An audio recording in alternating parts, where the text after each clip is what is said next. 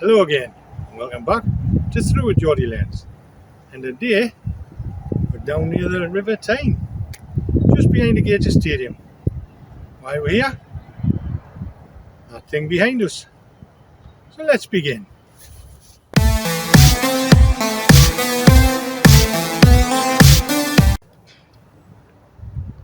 Within a stone's throw of Gateshead International Stadium, which is just over in that direction, well away from the eyes of the visitors, is this ruin. It is the remains of a pumping station built by Robert Stephenson for the coal mines in the 19th century. Coal mining along the River Tyne first started in 1792, and by the early 19th century there were many collieries operating, many digging coal from the same seam. In order to save money, many pits did not fill the voids or support the roofs left after the coal was extracted. This caused the roofs to collapse, and the resultant subsidence allowed the River Tyne to seep into the seams, flooding many pits. Even though it may not have been their fault, Thomas Easton and Co., the operators of Hebburn Colliery, commissioned Robert Stephenson to build a pumping station at Friar's Goose to keep the workings free from floods. The design had 3 sets of pumping engines working constantly.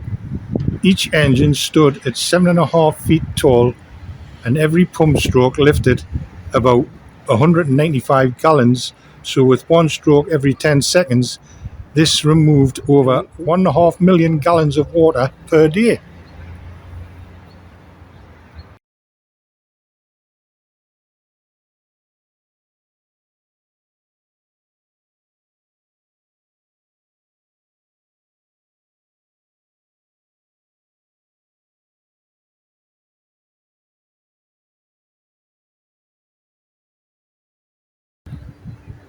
At first, the other mine owners were willing to contribute towards the pumping operation, as it also kept their mines free from flooding.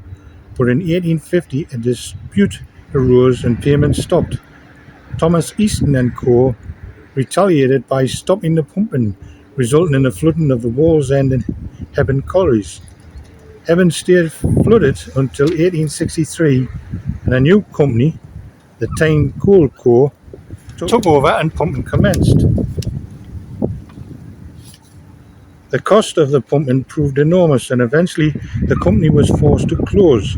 Yet another new company took over, the Wallsend and Hebburn Coal Company, and by the 1890s 1,300 men and boys were employed. Hebburn Colliery finally closed in 1932.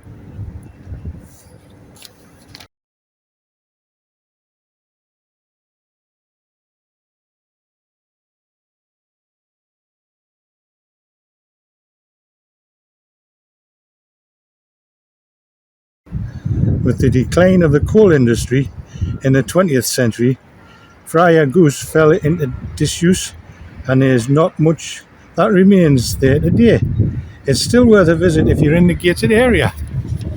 As you can see, it's well covered with ivy now starting to take over it, and there's plenty of graffiti and rubbish being dumped.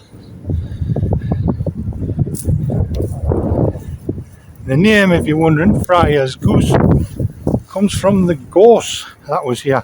It was called Friar's Gorse because of all the gorse bushes, and somewhere along the line it changed gorse to goose. As you can see, all the ivy which is surrounding the. Just watching me step down here.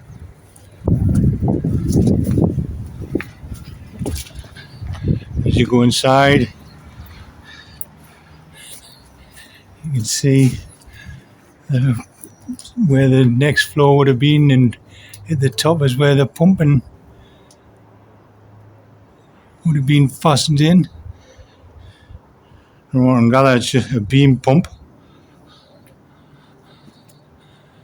There's different graffitis, and the rubbish has been dumped. She is standing on some.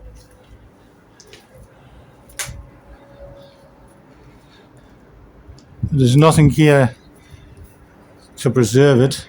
It did have a gate on by the looks of it, but that's been cut off.